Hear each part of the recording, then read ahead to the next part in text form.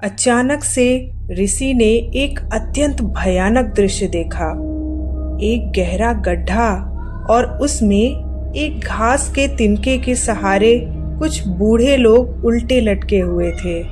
और तो और उस तिनके को भी एक चूहा धीरे धीरे कुतर रहा था।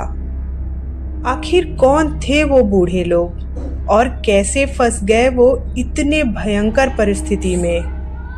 नमस्कार दोस्तों, द हिडन मिथोलॉजी के आज के एपिसोड में हम आपको महाभारत के पहले अध्याय आदि पर्व की एक ऐसी कहानी सुनाने जा रहे हैं जिसमें एक तपस्वी ऋषि की ब्रह्मचर्य की प्रतिज्ञा ने उनके पूर्वजों के लिए नरक का द्वार खोल दिया था। महाभारत केवल कौरवों और पांडवों के युद्ध की कहानी नहीं है।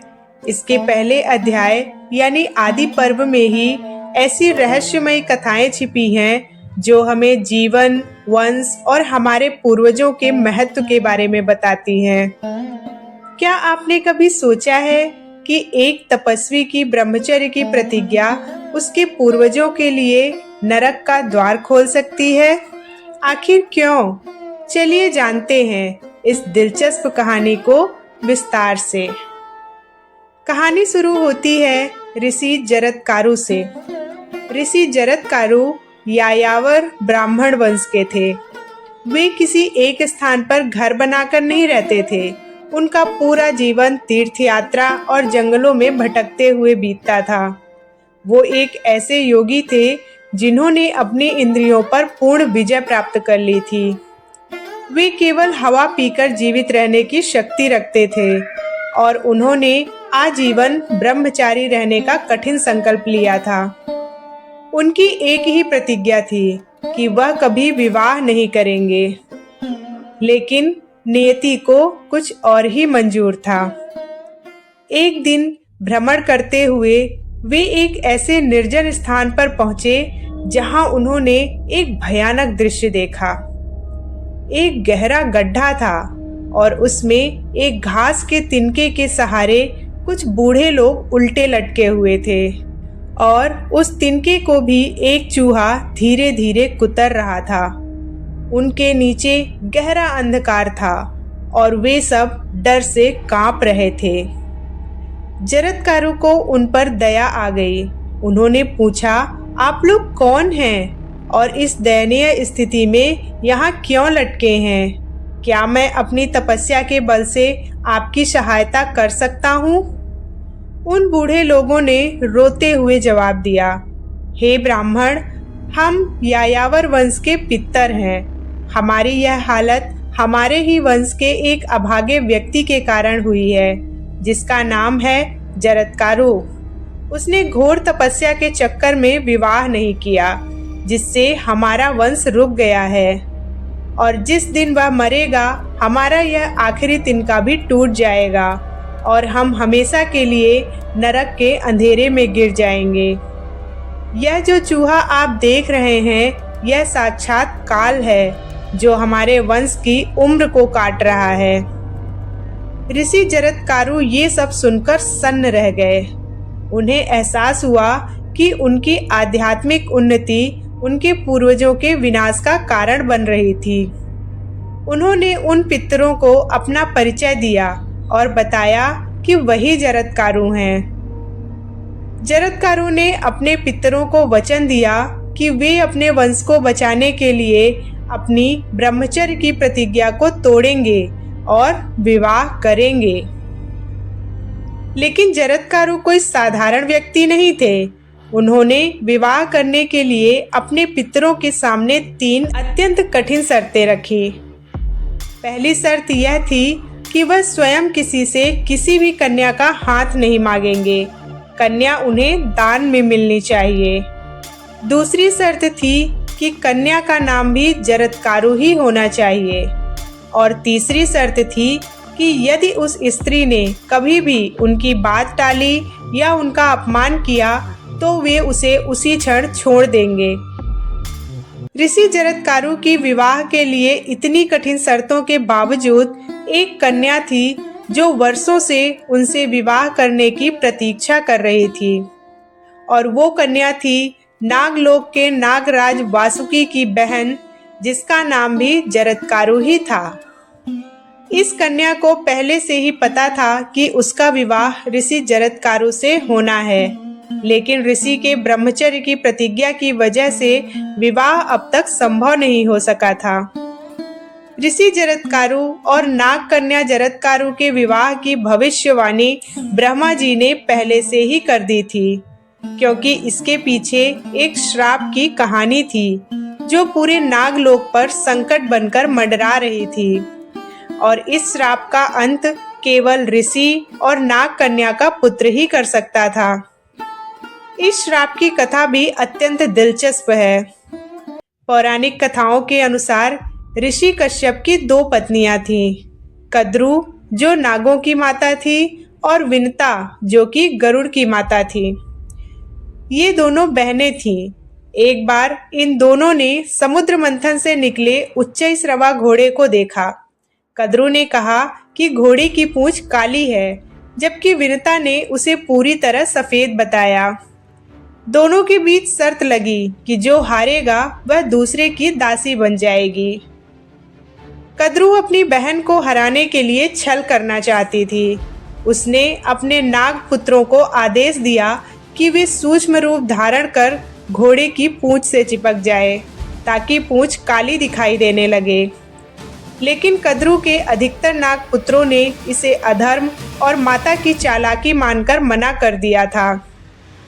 कद्रु अपनी बहन विनता को हराने के लिए इतनी व्याकुल थी कि उसे अपने पुत्रों का इनकार सहन ही नहीं हुआ। उसे लगा कि उसके पुत्र उसकी जीत में बाधा बन रहे हैं।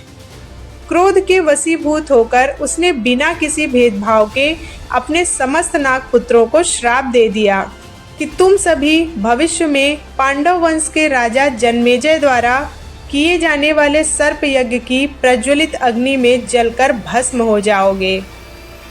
जब कद्रु ने यह श्राप दिया तो ब्रह्मा जी ने इसे रोकने के बजाय इसका समर्थन किया, क्योंकि उस समय नागों की संख्या बहुत बढ़ गई थी और वे निर्दोष जीवों को डसकर सृष्टि में कष्ट फैला रहे थे। श्राप मिलने के बाद नागों में फूट पड़ गई। कुछ नाग श्राप के डर से अपनी माता की बात मान गए और घोड़े की पूंछ से चिपक गए, ताकि शायद कद्रु प्रसन्न होकर श्राप वापस ले ले। लेकिन वासुकी और शेष नाग जैसे नाग अपने धर्म पर अडिग रहे। जब वासुकी और अन्य नाग इस भयानक श्राप से डरकर ब्रह्मा जी की शरण में गए, तो ब्रह्मा जी ने वासुकी से कहा कि भविष्य में तुम्हारी बहन जरत्कारु का विवाह ऋषि जरत्कारु से होगा, और इस विवाह से जो पुत्र उत्पन्न होगा वही नागवंश का रक्षक बनेगा। ब्रह्मा जी की बात सुनकर वासुकी ने अपनी बहन की सुरक्षा का जिम्मा खुद लिया। वे सालों तक इंतजार करते रहे कि कब ऋषि जरत्कारु विवाह के लिए तैयार होंगे, और जब ऋषि जरत्कारु अपने पितरों की मुक्ति के लिए विवाह करने को तैयार हुए, तब ऋषि की शर्तें पूरी करते हुए नागराज वासुकी ने स्वयं अपनी बहन का हाथ ऋषि को सौंप दिया, और अंततः दोनों का विवाह संपन्न हुआ। विवाह के बाद एक दिन ऋषि अपनी पत्नी की गोद में सिर रखकर सो रहे थे। सूर्यास्त का समय होने वाला था। पत्नी जरत्कारु धर्म संकट में पड़ गई।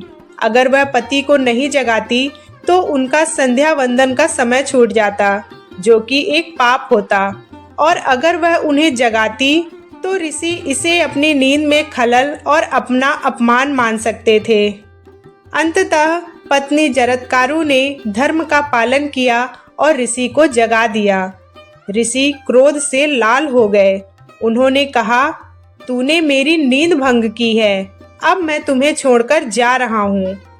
पत्नी ने बहुत विनती की कि उन्होंने यह केवल धर्म रक्षा के लिए किया था, लेकिन ऋषि अपनी तीसरी शर्त पर अड़े रहे कि यदि उनकी पत्नी ने कभी भी उनकी बात टाली या उनका अपमान किया तो वे उसी क्षण उसे छोड़ देंगे। लेकिन जाने से पहले ऋषि जरत्कारु ने अपनी पत्नी के गर्भ को स्पर्श किया और अपनी तपस्या का अंश वहां स्थापित कर दिया। उन्होंने कहा, अस्ति अर्थात है, यानी तुम्हारे गर्भ में बालक है। इसी अस्थि शब्द के कारण आगे चलकर उस बालक का नाम पड़ा आस्तिक। ऋषि जरत्कारु बहुत ही कठोर तपस्वी थे और उन्होंने केवल अपने पितरों के उद्धार के लिए विवाह किया था। जैसे ही उनका उद्देश्य पूरा हुआ, वे अपनी पत्नी को छोड़कर वापस तपस्या करने चले गए।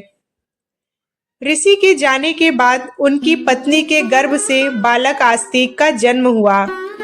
आस्तिक ने ही आगे चलकर राजा जन्मेजय के सर्प यज्ञ को रोका, जिसमें लाखों नाग जल रहे थे, और अपनी माता के नाग वंश की रक्षा की। आस्तिक के जन्म होने के बाद जरत्कारु ऋषि का वंश आगे बढ़ गया और शास्त्रों के अनुसार पुत्र के जन्म से ही पितरों के लिए स्वर्ग के द्वार खुल जाते हैं। आस्तिक ने अपने पिता के कुल के प्रति अपने कर्तव्यों को पूरा किया, जिसके बाद वे पितर जो तिनके के सहारे नरक के गड्ढे में गिरने वाले थे, वे उस बंधन से मुक्त हो गए और उन्हें स्वर्ग की प्राप्ति हुई। महाभारत की यह कहानी हमें सिखाती है कि जीवन में संतुलन बहुत जरूरी है। केवल व्यक्तिगत मुक्ति या तपस्या ही सब कुछ नहीं होती है। अपने पूर्वजों और समाज के प्रति हमारे कर्तव्य भी उतने ही महत्वपूर्ण हैं। इस कहानी को जानने के बाद आपके मन में बहुत सारे सवाल उठ रहे होंगे कि आखिर राजा जन्मेजय कौन थे और वो संपूर्ण नागवंश को खत्म करने के लिए सर्प यज्ञ क्यों कर रहे थे, और आस्तिक ने कैसे रोका इस भयंकर यज्ञ को। अगर आप इन सारे सवालों के जवाब जानना चाहते हैं तो कमेंट में जय महाकाल जरूर लिखिएगा। मैं बहुत जल्द इस कहानी को आप लोगों के साथ शेयर करूंगी। अगर आपको यह हिडन स्टोरी पसंद आई हो तो वीडियो को लाइक करें और कमेंट में बताएं कि आप हमारे पुराणों की और कौन सी कहानी सुनना चाहते हैं। चैनल को सब्सक्राइब करना बिल्कुल ना भूलें। जय महाकाल।